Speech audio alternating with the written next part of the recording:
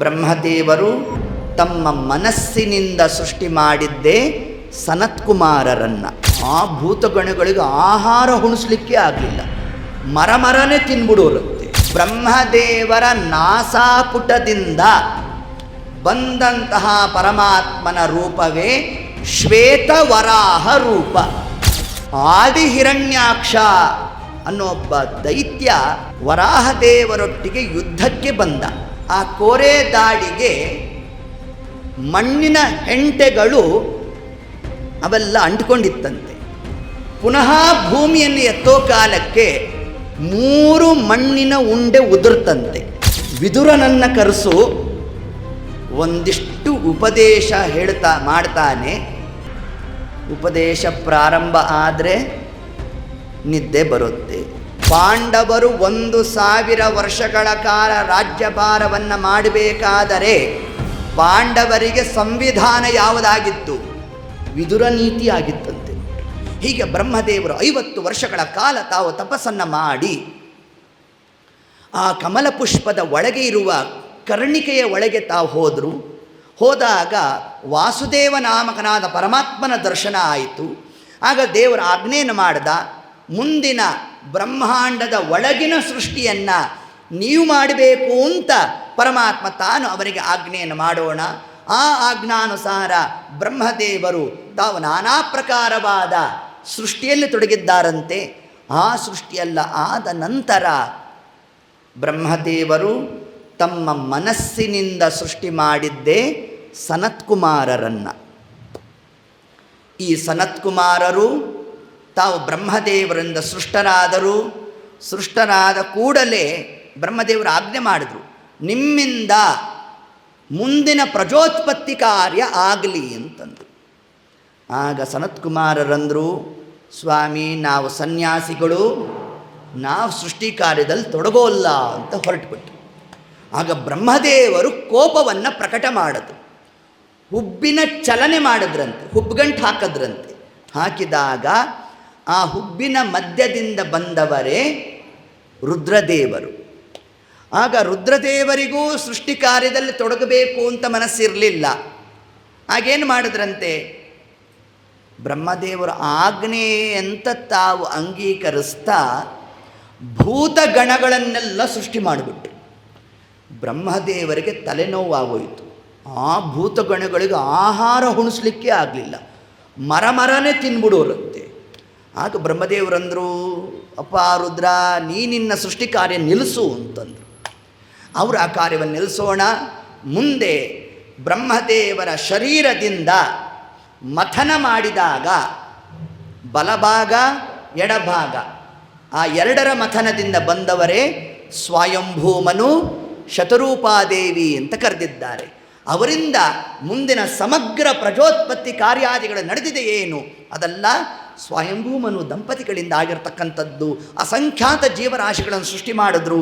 ಸೃಷ್ಟಿ ಮಾಡಿದಾಗ ಅವರಿಗೆಲ್ಲ ಸ್ಥಳಾಭಾವ ಆಯಿತು.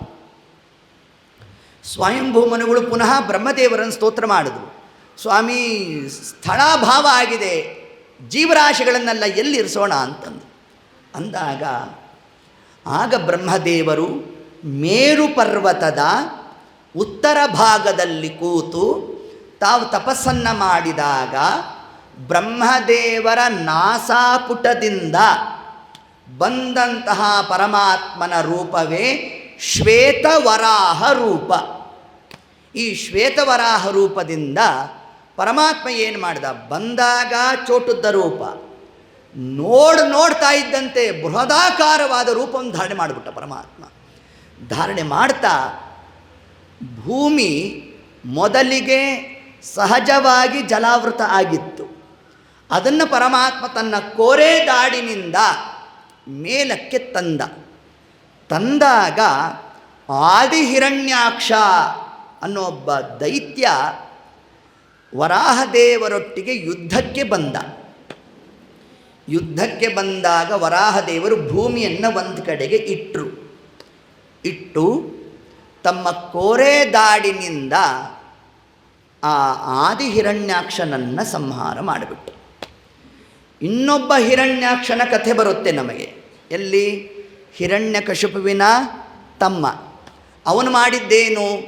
ಭೂಮಿ ಅದರ ಕಕ್ಷೆಯಲ್ಲಿ ಇತ್ತು. ಕಕ್ಷೆ ಅಂದರೆ ಆರ್ಬಿಟ್.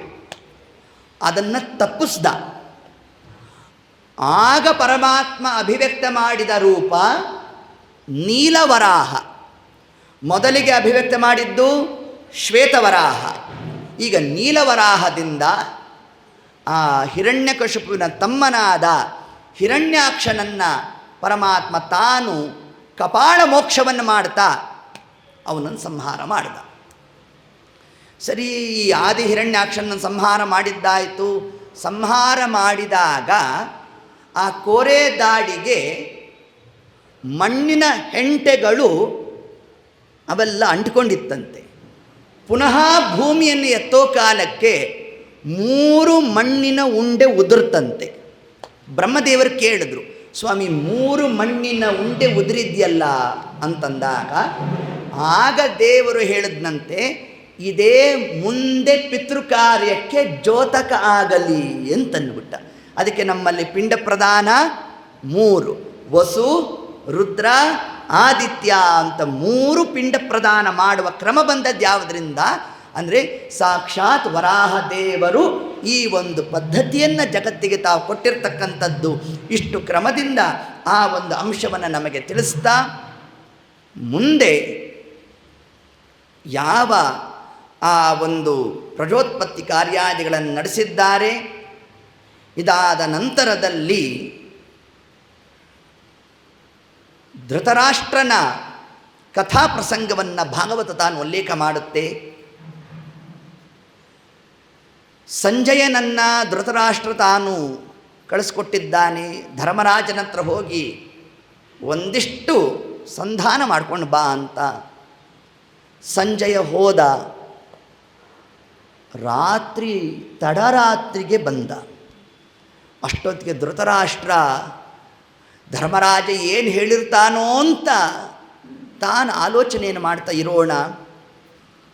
ಅಷ್ಟೊತ್ತಿಗೆ ಸಂಜಯ ಬಂದ. ಬರ್ತಾ ಇದ್ದಂತೆ ಧೃತರಾಷ್ಟ್ರ ಕೇಳಿದ, ಧರ್ಮರಾಜ ಏನಂದ ಅಂತಂದರೆ ಸಂಜಯ ಅಂದ, ನನಗೆ ಶ್ರಮ ಆಗೋಗಿದೆ, ನಾಳೆ ಬೆಳಗ್ಗೆ ಹೇಳ್ತೀನಿ ಅಂದ್ಬಿಟ್ಟ. ಈ ರಿಸಲ್ಟ್ ಇನ್ನು ಅರ್ಧ ಗಂಟೆಗೆ ಬರುತ್ತೆ ಅನ್ನೋದು ನಾಳೆ ಪೋಸ್ಟ್ಪೋನ್ ಆಗೋದ್ರೆ ಮಕ್ಕಳ ಸ್ಥಿತಿ ಏನಾಗಬೇಡ. ರಾತ್ರಿ ನಿದ್ದೆ ಬರ್ತದಾ? ನಿದ್ದೆ ಬರೋಲ್ಲ. ಹಂಗಾಗೋಯ್ತಂತೆ. ಯಾರಿಗೆ? ಧೃತರಾಷ್ಟ್ರನಿಗೆ. ಧೃತರಾಷ್ಟ್ರ ಹೋಗಿ ಮಲ್ಕೊಂಡ. ಹಿಂಗೆ ತಿರುಗದ, ಹಂಗೆ ತಿರುಗದ, ಹೆಂಗೆ ತಿರುಗಿದ್ರೂ ನಿದ್ದೆ ಬರಲೇ ಇಲ್ಲ. ಆಗ ತನ್ನ ಭಟರಿಗೆ ಹೇಳ್ದ, ವಿದುರನನ್ನು ಕರೆಸು, ಒಂದಿಷ್ಟು ಉಪದೇಶ ಮಾಡ್ತಾನೆ. ಉಪದೇಶ ಪ್ರಾರಂಭ ಆದರೆ ನಿದ್ದೆ ಬರುತ್ತೆ. ನಮಗಿನ್ನೆಲ್ಲೂ ನಿದ್ದೆ ಬರೋಲ್ಲ. ಆಚಾರ್ಯ ಆಪಾದ ಮೌಳಿ ಪರ್ಯಂತಂ ಅಂತ ಪ್ರಾರಂಭ ಮಾಡಿದ್ರೆ ಪರ್ಯಂತಂ ನಿದ್ದೆ ಬಂದ್ಬಿಡುತ್ತೆ. ನೀವು ಯಾರು ಮಾಡ್ತಿಲ್ಲ, ನಾನು ಸುಮ್ಮನೆ ಹೇಳಿದ್ದಷ್ಟೇ. ಹೌದು, ಇದು ಲೋಕದ ಕ್ರಮ ಅಂತೆ. ಇದು ದೇವರ ಅನುಗ್ರಹನೇ. ನಮ್ಮ ಪೇಜಾವರ ಸ್ವಾಮಿಗಳು ಹೇಳ್ತಿದ್ರು ಈ ಮಾತನ್ನು. ನಿಮಗೆ ನೋಡಿ, ರಾತ್ರಿ ಮಲಗಿರ್ತೇವೆ, ಫ್ಯಾನ್ ಹಾಕ್ಕೊಂಡಿರ್ತೇವೆ, ಹೊತ್ತಿಗೆ ಇರುತ್ತೆ, ಎಲ್ಲ ಇದ್ದರೂ ನಿದ್ದೆ ಬರೋಲ್ಲ. ಉಪನ್ಯಾಸಕ್ಕೆ ಬಂದರೆ ನಿದ್ದೆ ಬರುತ್ತಂತೆ. ಎಷ್ಟು ದೇವರ ಅನುಗ್ರಹ. ಸೈಡ್ ಎಫೆಕ್ಟೇ ಇಲ್ಲ. ಯಾಕೆ? ನಿದ್ದೆ ಗುಳಿಗೆ ತೊಗೊಂಡ್ರೆ ಸೈಡ್ ಎಫೆಕ್ಟು. ಇಲ್ಲಿ ಯಾವ ಗುಳಿಗೆ ಪಳಿಗೆ ಏನಿಲ್ಲ. 2 ತಾಸು ಘಡತ್ತ ನಿದ್ದೆ ಹೊಡೆದು ಬಿಡ್ಬೋದು ನೋಡ್ರಿ. ಆಮೇಲೆ ಬಂದು ಮಂತ್ರಾಕ್ಷತೆ ಇಸ್ಕೊಂಬಿಟ್ರೆ ಮುಗದೆ ಹೋಯಿತು. ಹೌದು, ಇಲ್ಲ ನೋಡಿ, ಹೀಗೆಲ್ಲ ಕಥೆ ಆಗ್ತಾ ಇರ್ತದಂತೆ. ಹಾಗಾಗಿ ಏತತ್ ಕ್ರಮವನ್ನೇ ಅಲ್ಲಿ ಧೃತರಾಷ್ಟ್ರ ತಾನೇನು ಮಾಡ್ದ, ತನ್ನ ಪರಿಚಾರಕರನ್ನು ಕಳಿಸ್ಕೊಟ್ಟಿದ್ದಾನೆ. ವಿದುರ ಬಂದಾಗ ಧೃತರಾಷ್ಟ್ರ ಅಂದ, ನನಗೆ ನಿದ್ದೆ ಬರ್ತಿಲ್ವೋ ವಿದುರ? ಯಾಕೆ ಬರ್ತಿಲ್ವೋ ಏನೋಪ್ಪ ಅಂತಂದ. ವಿದುರನ ಮಾತು ಅಂದರೆ ಅತ್ಯಂತ ತೀಕ್ಷ್ಣ. ಅದು ಅವನ ಜ್ಞಾನ ಹೇಗಿತ್ತು ಅಂತಂದರೆ, ಪಾಂಡವರು 1000 ವರ್ಷಗಳ ಕಾಲ ರಾಜ್ಯಭಾರವನ್ನು ಮಾಡಬೇಕಾದರೆ ಪಾಂಡವರಿಗೆ ಸಂವಿಧಾನ ಯಾವುದಾಗಿತ್ತು? ವಿದುರ ನೀತಿ ಆಗಿತ್ತಂತೆ ನೋಡ್ರಿ. ಅಂತಹ ತತ್ವಜ್ಞಾನಿ. ಅವನ ಹೆಸರೇ ಹೇಳುತ್ತೆ ವಿದುರ. ವಿದು ಅಂದ್ರೇನು?